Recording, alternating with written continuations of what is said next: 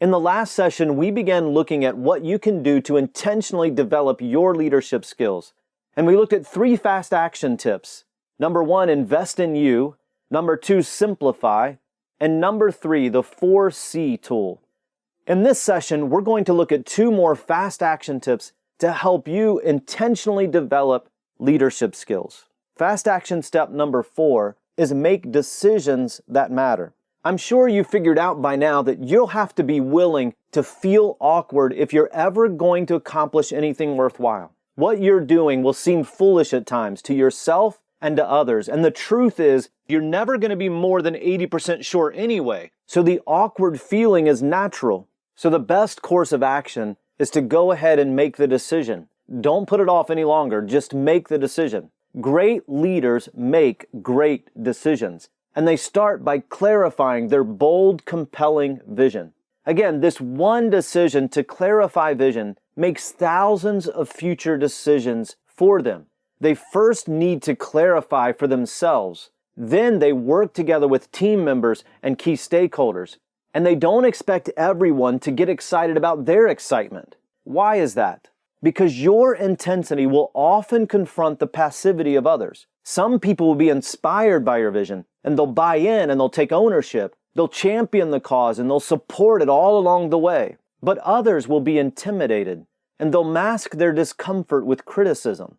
And criticism is a mask for a fragile ego, because people criticize what they don't like about themselves. So prepare yourself for it now.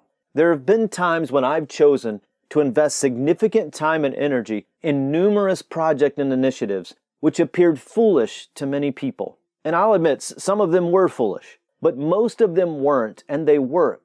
I grew, the team grew, the organization grew. And remember, what is lauded as brilliance after the fact often feels like foolishness in the moment. Several years ago, I heard a well-respected administrator caution a young leader. He said to him, "You're often way ahead of people in your thinking. You should really consider slowing down a little bit." And what he was trying to do was to save the guy some grief. But what the administrator was really saying was that the new leader looked foolish sometimes.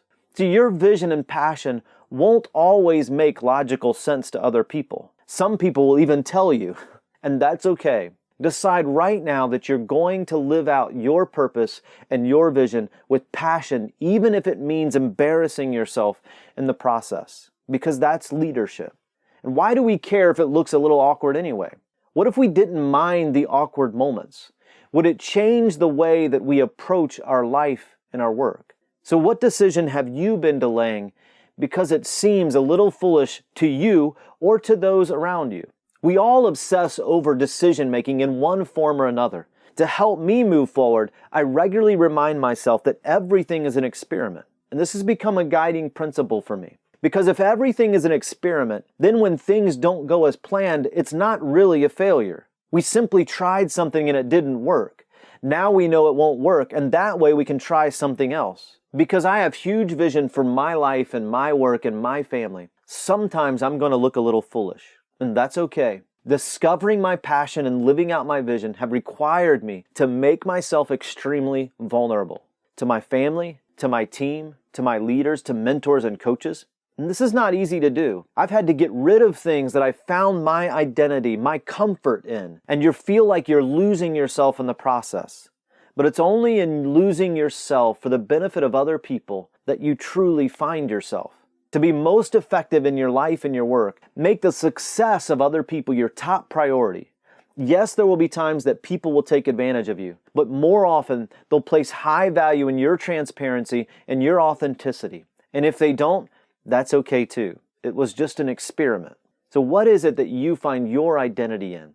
That you've gripped so tightly that no one in the world could pry from your grasp? It's time to loosen it up. To hold those things in an open hand, to stick your neck out, to make the leap, to take the plunge, to go out on a limb. That's where the fruit is anyway. You know, it may seem a little weird and you may feel awkward and others may call you foolish, but it's worth it. Make decisions that matter. And your life and your work and your relationships will experience dramatic improvements that you've been searching for. Next, let's look at fast action tip number 5. We want to look at the difference between ownership and buy-in. And we're going to use the ownership versus buy-in tool to help us with this.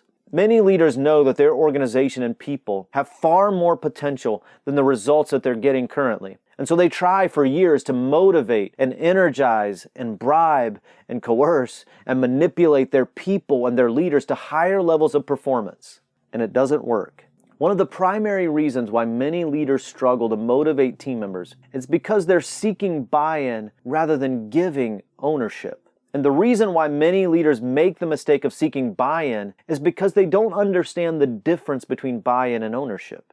With buy-in, a leader develops a plan or a vision or a new product or service and then takes it to their team members for input, feedback, and ultimately buy-in. Buy-in starts with the leader. Ideas are developed separately, and then they seek consensus after the fact.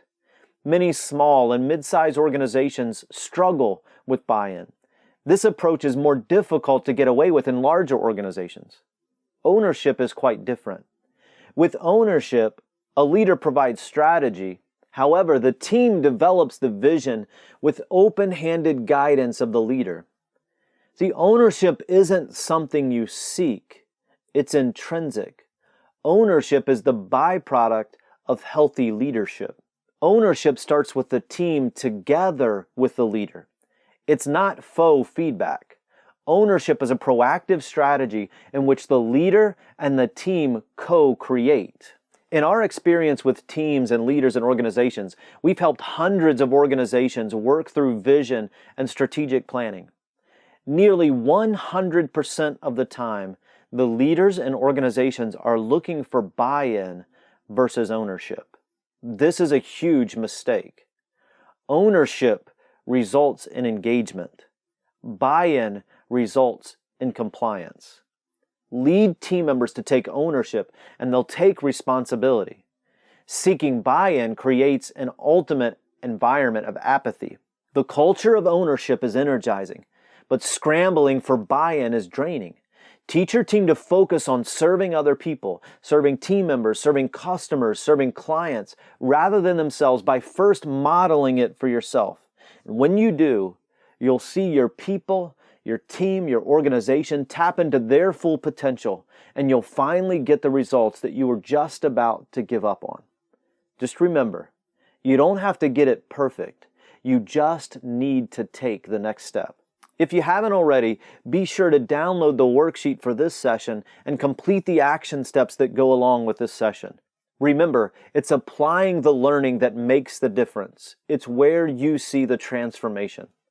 In Module 2, we looked at finding the right tools for developing your leadership skill, and we just finished the 5 fast action steps that'll help you to intentionally develop your leadership skills.